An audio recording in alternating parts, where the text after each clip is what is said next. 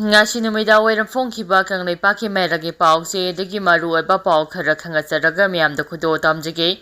Gotabi thawdoki matangda Chief Secretary PK Singana phongdokhiba wafamsu DMCC na yaningdaba phongdorakle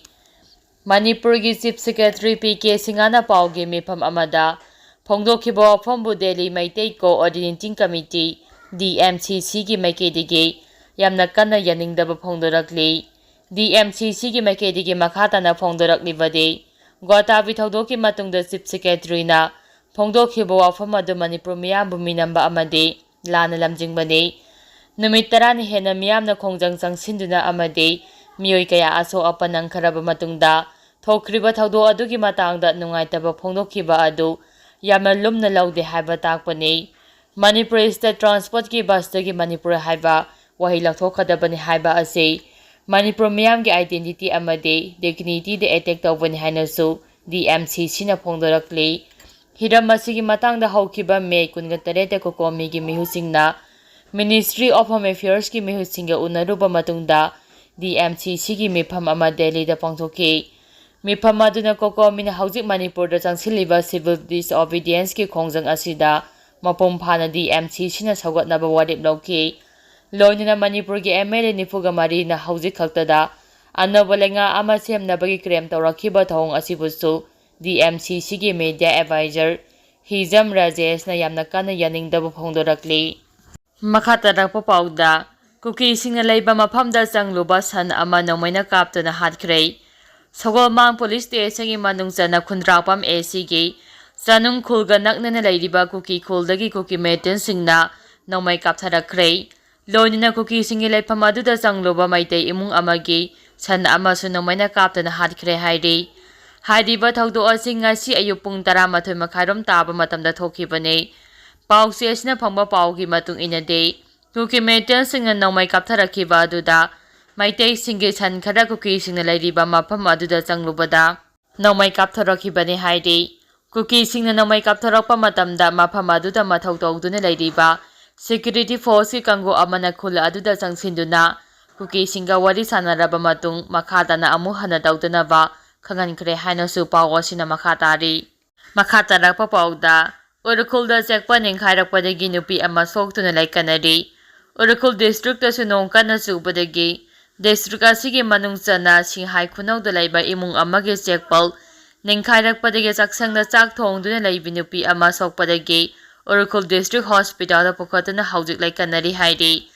laibak thiba thawdo asi ngarang numidang pung 3 rom taba matamda Nong kana chubaga loinina imung adugi saksangi maning thangba sarukta laiba chekpa ninkhairakpadagi saksangi saruk chokpaga loinana nupi adu sokhibani hairi chokpadagi haujik laikanari nupi adugi maming atamara saija chainipu taruk mapuroibagi maming ramgjo saija kawi thawdo ase hek thopagi paw hek phangbaga khunja sing changsinduna soklabi nupi ase Urukhul district hospital da pukhatuna laikanaki nupi asigi haksangi mafam kayada phibam thina soki haide amaramda nongkana chubadagi Urukhul tabubi road ki mafam kayada landslide thokpadagi lambi chathok chasin tawba yakhidrei masida natana Urukhul jesami road ta so landslide thokpadagi gari chathok chasin tawba yadana leire mari lainaba authority kanguna hauji lambi singdokpagi thabok yamna kana paikhali haide makhacharakpa pawda kangpokpide leiba surkha singda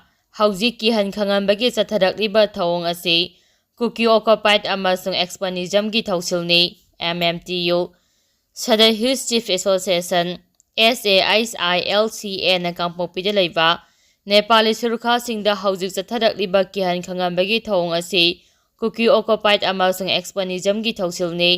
thausil asigi makhada Myanmardagi chelakhiba Kuki singna lamdam asigi yelaumi amasung purumacha singwu namduna tanthokpiba namduna Kuki phurupta punsimbagi thausil sathari asiguma thausil asigi mayokta lamdam asida khundaminariba yelaumi amasung hingminariba phurupsingna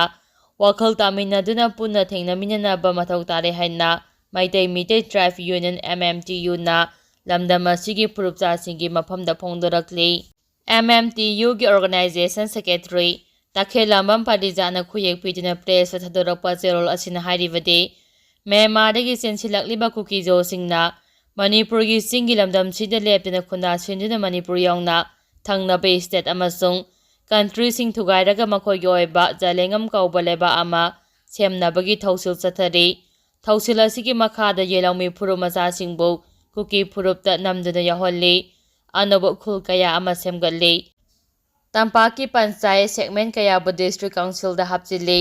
ꯊꯧꯁꯤꯜꯁꯤꯡ ꯑꯁꯤ ꯆꯠꯊꯕ ꯌꯥꯗꯕ ꯑꯃꯗꯤ ꯑꯌꯦꯠ ꯑꯄꯟ ꯄꯤꯔꯛꯄꯗ ꯐꯨꯔꯨꯞ ꯃꯆꯥ ꯀꯌꯥꯒꯤ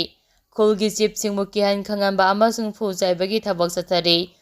2019ꯗ ꯀꯪꯉꯥꯊꯩꯗꯒꯤ ꯑꯦꯜꯃꯣꯁꯟ ꯀꯣꯝ, 2019ꯗ ꯈꯣꯔꯩꯇꯥꯛꯇꯒꯤ ꯁꯦꯇ꯭ꯔꯣ ꯑꯍꯥꯎ ꯀꯣꯝ, president ꯀꯣꯝ union, 2014ꯗ ꯁꯣꯁꯤꯑꯦꯛꯇꯤꯕꯤꯁꯠ ꯑꯍꯣꯝ ꯀꯣꯝ ꯑꯃꯗꯤ ꯀꯪꯉꯥꯊꯩꯗꯒꯤ ꯗꯣꯛꯇꯔ ꯊꯥꯃꯩꯂꯦꯟ ꯀꯣꯝ ꯂꯣꯏꯅꯅ ꯍꯧꯈꯤꯕ ꯃꯦ 14ꯗ ꯈꯣꯟꯁꯥ ꯈꯨꯜꯒꯤ ꯚꯤꯂꯦꯖ ꯆꯤꯐ ꯑꯝꯁꯣꯜ ꯔꯤꯌꯥꯡꯃꯩꯕꯨ ꯀꯨꯀꯤꯁꯤꯡꯒꯤ ꯑꯄꯥꯝꯕꯁꯤꯡ ꯄꯥꯡꯊꯣꯛꯎ ꯍꯥꯏꯕ ꯌꯥꯗꯕꯒꯤꯗꯃꯛ ꯐꯨ ꯆꯩꯕꯒꯤ ꯊꯕꯛ ꯆꯠꯊꯈꯤ ꯍꯥꯏꯔꯤ꯫ ꯃꯈꯥ ꯇꯥꯔꯛꯄ ꯄꯥꯎꯗ ꯇꯃꯦꯡꯂꯣꯡ ꯑꯃꯁꯨꯡ ꯁꯦꯅꯥꯄꯇꯤ ꯗꯤꯁꯇ꯭ꯔꯤꯛꯇ ꯅꯣꯡ ꯌꯥꯎꯅ ꯅꯨꯡꯁꯤꯠ ꯁꯤꯠꯀꯅꯤ ꯍꯥꯏꯗꯨꯅ ꯔꯦꯗ ꯑꯦꯂꯔꯠ ꯂꯥꯎꯊꯣꯛꯈ꯭ꯔꯦ꯫ ꯅꯨꯃꯤꯠ ꯈꯔꯅꯤꯒꯤ ꯃꯃꯥꯡꯗꯒꯤ ꯃꯅꯤꯄꯨꯔꯒꯤ ꯃꯐꯝ ꯑꯌꯥꯝꯕꯗ ꯂꯦꯞꯇꯅ ꯅꯣꯡ ꯆꯨꯔꯛꯄꯗꯒꯤ ꯆꯤꯡ ꯅꯤꯡꯈꯥꯏꯕꯅꯆꯤꯡꯕ ꯊꯧꯗꯣꯛ ꯀꯌꯥ ꯊꯣꯛꯂꯦ꯫ ꯏꯟꯗꯤꯌꯟ ꯃꯦꯇ꯭ꯔꯣꯂꯣꯖꯤꯀꯦꯜ ꯗꯤꯄꯥꯔꯠꯃꯦꯟꯠ ꯏꯝꯐꯥꯜ ꯁꯦꯟꯇꯔꯒꯤ ꯋꯦꯗꯔ ꯕ꯭ꯔꯣꯗꯀꯥꯁꯠ ꯔꯤꯄꯣꯔꯠꯀꯤ ꯃꯇꯨꯡ ꯏꯟꯅ ꯇꯃꯦꯡꯂꯣꯡ ꯑꯃꯗꯤ ꯁꯦꯅꯥꯄꯇꯤꯗ ꯅꯣꯡ ꯌꯥꯎꯅ ꯅꯨꯡꯁꯤꯠ ꯁꯤꯠꯀꯅꯤ ꯍꯥꯏꯅ ꯔꯦꯗ ꯑꯦꯂꯔꯠ ꯂꯥꯎꯊꯣꯛꯈ꯭ꯔꯦ꯫ ꯋꯦꯗꯔ ꯕ꯭ꯔꯣꯗꯀꯥꯁꯠ ꯔꯤꯄꯣꯔꯠꯀꯤ ꯃꯇꯨꯡ ꯏꯟꯅ ꯉꯁꯤ ꯑꯌꯨꯛ ꯄꯨꯡ 9:30ꯗꯒꯤ ꯍꯌꯦꯡ ꯑꯌꯨꯛꯀꯤ ꯄꯨꯡ 9:30 ꯐꯥꯎꯕ ꯇꯃꯦꯡꯂꯣꯡ ꯑꯃꯁꯨꯡ ꯁꯦꯅꯥꯄꯇꯤ ꯗꯤꯁꯇ꯭ꯔꯤꯛꯇ ꯄꯨꯡꯗ ꯀꯤꯃꯤ 40ꯗꯒꯤ 80 ꯌꯥꯡꯅ ꯅꯨꯡꯁꯤꯠ ꯁꯤꯠꯀꯅꯤ, ꯂꯣꯏꯅꯅ ꯅꯣꯡꯁꯨ ꯀꯟꯅ ꯆꯨꯒꯅꯤ ꯍꯥꯏꯔꯤ꯫ ꯔꯤꯄꯣꯔꯠ ꯑꯁꯤꯒꯤ ꯃꯇꯨꯡ ꯏꯟꯅ ꯑꯀꯛꯅꯕ ꯃꯐꯝ ꯈꯔꯗꯒꯤ ꯅꯨꯡꯁꯤꯠ ꯁꯤꯠꯄꯒꯤ ꯆꯥꯡ ꯑꯁꯤ ꯄꯨꯡꯗ ꯀꯤꯃꯤ 40 ꯌꯧꯔꯕ ꯌꯥꯏ ꯍꯥꯏꯔꯤ꯫ ꯀꯥꯡꯄꯣꯛꯄꯤ, ꯆꯨꯔꯆꯥꯟꯄꯨꯔ, ꯏꯝꯐꯥꯜ ꯋꯦꯁ, ꯏꯝꯐꯥꯜ ꯏꯁꯠ, ꯕꯤꯁꯅꯨꯄꯨꯔ, ꯀꯛꯆꯤꯡ, ꯊꯧꯕꯥꯜꯗꯁꯨ ꯄꯨꯡꯗ ꯀꯤꯂꯣꯃꯤꯇꯔ 30ꯗꯒꯤ 40 ꯐꯥꯎꯕ ꯌꯥꯡꯅ ꯅꯨꯡꯁꯤꯠ ꯁꯤꯠꯄꯒ ꯂꯣꯏꯅꯅ ꯅꯣꯡ ꯆꯨꯒꯅꯤ ꯍꯥꯏꯔꯤ꯫ ꯑꯗꯨꯒ ꯎꯔꯈꯨꯜ, ꯀꯥꯝꯖꯣꯡ, ꯅꯣꯅꯦ, ꯖꯤꯔꯤꯕꯥꯝ, ꯇꯦꯡꯅꯧꯄꯜ, ꯆꯥꯟꯗꯦꯜ ꯑꯃꯗꯤ ꯐꯦꯜꯖꯣꯡ ꯗꯤꯁꯇ꯭ꯔꯤꯛꯇꯁꯨ ꯄꯨꯡꯗ ꯀꯤꯂꯣꯃꯤꯇꯔ 40ꯗꯒꯤ 60 ꯐꯥꯎꯕ ꯌꯥꯡꯅ ꯅꯨꯡꯁꯤꯠ ꯁꯤꯠꯀꯅꯤ ꯍꯥꯏꯗꯨꯅ ꯑꯣꯔꯦꯟꯖ ꯑꯦꯂꯔꯠ ꯂꯥꯎꯊꯣꯛꯈ꯭ꯔꯦ꯫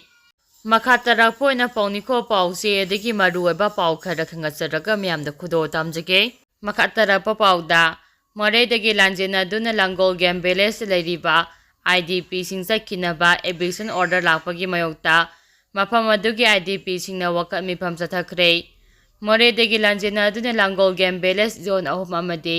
4ꯒꯤ ꯀ꯭ꯋꯥꯔꯇꯔꯁꯤꯡꯗ ꯆꯪꯖꯐꯝ ꯂꯧꯗꯨꯅ ꯂꯩꯔꯤꯕ IDPꯁꯤꯡ ꯆꯠꯈꯤꯅꯕ ꯑꯦꯚꯤꯛꯁꯟ ꯑꯣꯔꯗꯔ ꯂꯥꯛꯄꯒꯤ ꯃꯥꯌꯣꯛꯇ ꯃꯐꯝ ꯑꯗꯨꯒꯤ IDPꯁꯤꯡꯅ ꯋꯥꯀꯠ ꯃꯤꯐꯝ ꯆꯠꯊꯈ꯭ꯔꯦ꯫ ꯃꯈꯥ ꯇꯥꯔꯛꯄ ꯄꯥꯎꯗ ꯃꯅꯤꯄꯨꯔ ꯍꯥꯏꯅ ꯊꯥꯕ ꯋꯥꯍꯩ ꯂꯧꯊꯣꯛꯅꯕ ꯑꯣꯊꯣꯔꯤꯇꯤꯅ ꯏꯟꯁꯇ꯭ꯔꯛꯁꯟ ꯄꯤꯈꯤꯕ ꯂꯩꯇꯦ ꯍꯥꯏꯅ